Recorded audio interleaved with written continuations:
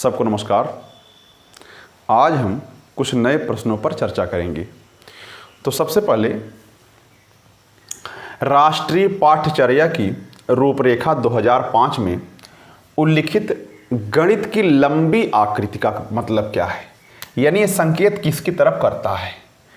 तो ध्यान रखिए कि एक संकल्पना पर दूसरी संकल्पना बनाना, यानी एक संकल्पना लेकर के आप चलें और उसी आधार पर दूसरी संकल्पना बनाएं। तो ये उसी पे आधारित है। अच्छा आगे देखते हैं। निम्नलिखित में से कौन सा सही नहीं है। निम्नलिखित में से कौन सा सही नहीं है। अच्छा, तो मैं जरा सा इसको स्पष्ट कर दे रहा हूं।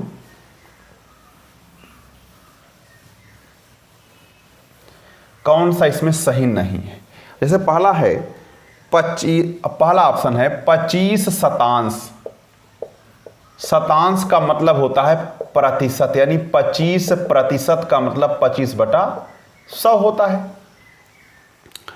तो 25/100 हो गया, यानी आपका ये आंसर हो गया। क्या नाम है, सही है आपका। अच्छा, तो बी वाला जरा देखिए, हमको कहा सही नहीं है, ये चेक करना है। तो 0.57 बराबर है, किसके बराबर है, 0.5700। अब ध्यान रखिए ये वैल्यू तो बराबर है। अगर सार्थक अंकों की संख्या देखी जाए तो इसमें सार्थक अंक 2 होंगे, इसमें 4 होंगे, लेकिन इनकी वैल्यू बराबर है तो इसको भी हम बराबर ही कहेंगे। ये सही है दोनों। जरा सी वाला चेक करते हैं। कहा 30 सेंटीमीटर भुजा का अगर हम इसको वर्ग का क्षेत्रफल निकालें तो 3 त्रिक 900 हो जाएगा, लेकिन ये 4.5 मीटर और 0.2 मीटर चौड़ा, यानी 4.5 मीटर लंबा, 0.2 मीटर चौड़े आयत के क्षेत्रफल के समान है। तो जरा देखते हैं, निकालते हैं, लेकिन ये मीटर में है तो सेंटीमीटर में जब बदलेंगे 450 हो जाएगा और ये हो जाएगा 20, गुणा कर देंगे तो 9000 हो जाएगा, जो इसके बराबर नहीं है। इसका मतलब हमारा ये सही नहीं है, तीसरा वाला ऑप्शन। अच्छा, और डी वाला जरा चेक कर लेते हैं। 2009 मिलीलीटर, इसका मतलब है कि 2000 ml प्लस 9 ml, और 2000 ml यानी 2 लीटर हो गया। 2 लीटर और 9 मिलीलीटर। तो कहने का मतलब ये भी आपका सही है। तो ये सी वाला गलत है, और उसने पूछा भी था कि कौन सा इसमें सही नहीं है। तो आगे बढ़ते हैं। अच्छा, तो अब पहले क्वेश्चन पे हम लोग आते हैं। पहले क्वेश्चन से पहले एक क्वेश्चन और हम आपको दिखा देते हैं। क्वेश्चन नंबर 2, ये अक्सर लोग जो है रीजनिंग का क्वेश्चन समझते हैं, तर्क शक्ति का है, वैसे है भी वो। कहा 1 से लेकर के 20 तक सभी संख्याओं में से किन्हीं 3 संख्याओं को जोड़ने पर 30 हो। जैसे 1, 3, 5, 7, 9, 11, 13, 15, 17 और 19, इनमें से किन्हीं 3 संख्याओं को जोड़कर हमें 30 लाना है। ध्यान रखिएगा, इनमें से किन्हीं 3 संख्याओं को जोड़िए और कितना आ जाए, 30 आ जाए।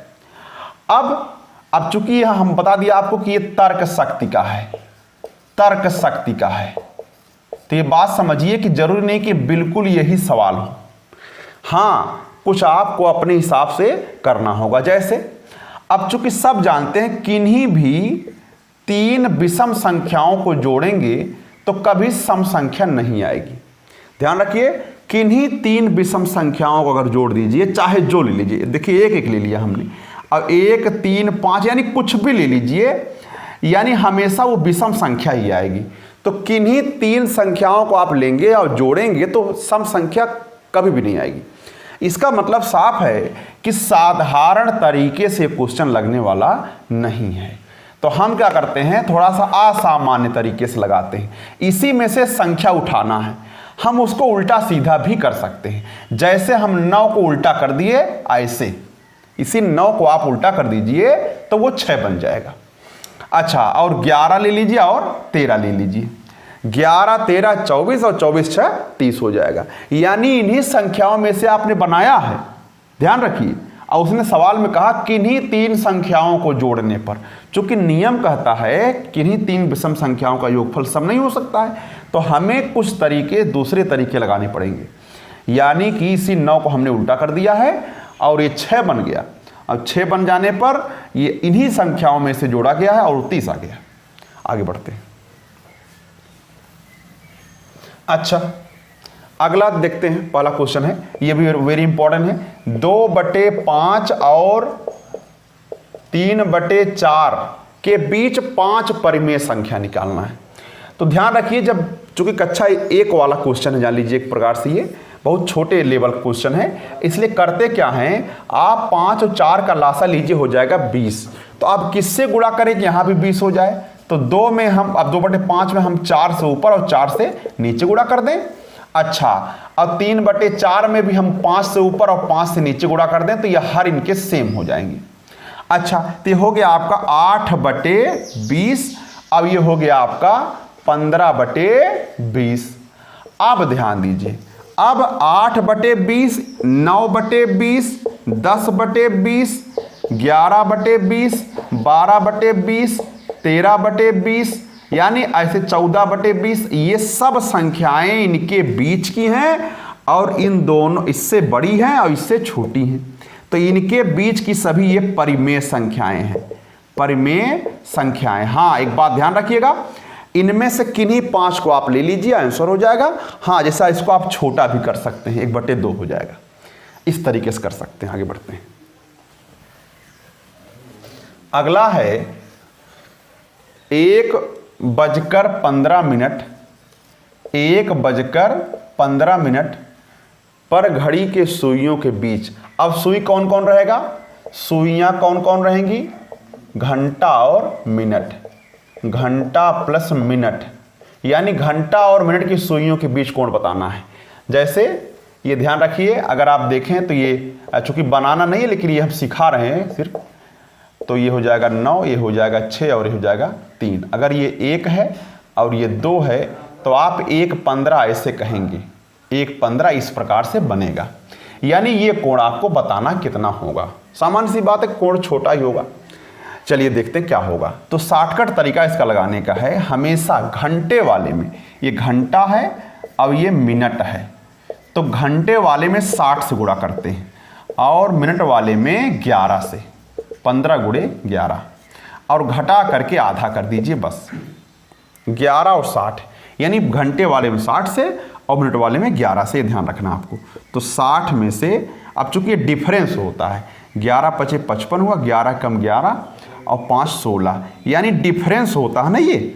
अगर डिफरेंस की बात करेंगे, घटाएंगे तो हो जाएगा 105 हो जाएगा बटे 2, यानी हो जाएगा आपका 52.5 हो जाएगा। ये आपका कोण हो जाएगा। या वैसे भी आप लगा सकते हैं, अगर आप केयर करें तो ये 1 है और ये 15 है, 3 है, इन दोनों के बीच में पूरा 10, 6 दूनी 12 का, 5 दूनी 10 खाना है। तो 10 खाना अगर है तो एक खाने का मान 6 अंश होता है, यानी 60 हो गया ये। लेकिन जब ये यहाँ से यहाँ गया तो ये कुछ खिसक गया, यानी कम हो गया कोण। तो कितना कम हुआ होगा? -15/2, यानी कि इसी का आधा, तो 15/2 यानी 7.5। तो आप 60 में से 7.5 जब घटा देंगे तो ये 52.5 मिल जाएगा। ये भी तरीका लगाने का है, लेकिन आप इस तरीके का प्रयोग करेंगे जल्दी काम हो जाएगा। अगला क्वेश्चन देखते हैं। अगला क्वेश्चन है, ये आपको रेखा और कोण से संबंधित है, अक्सर एग्जाम में मिलते रहते हैं, रेखा और कोण से संबंधित है। अच्छा, तो इसमें करना क्या है? जैसे देखिए A, B, P और Q, PQ और RS 2 रेखाएं हैं, इनको 2 रेखाएं काट रही हैं, AO और OB।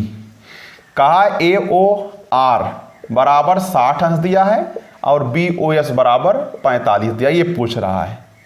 तो आप जानते हैं, अगर इसको x मान लें थोड़ी देर के लिए, तो 60x और 45 तीनों मिलाने पर 180 अंश ये पूरा हो जाएगा।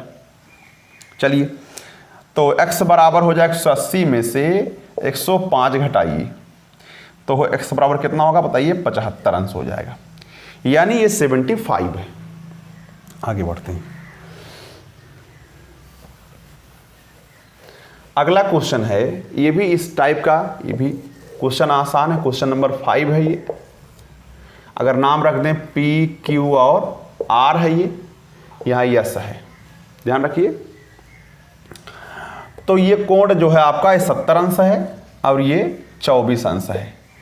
तो ये दोनों कोण ध्यान दीजिए, बहिष्कोण, तो बहिष्कोण सुदूर अंतः कोणों के योगफल के बराबर होता है, यानी 70 + 24, आंसर हो जाएगा आपका 94 अंश।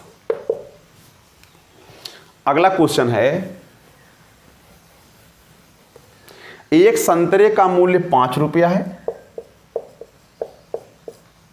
5 रुपया, और 1 किलोग्राम सेब का मूल्य 80 रुपया है।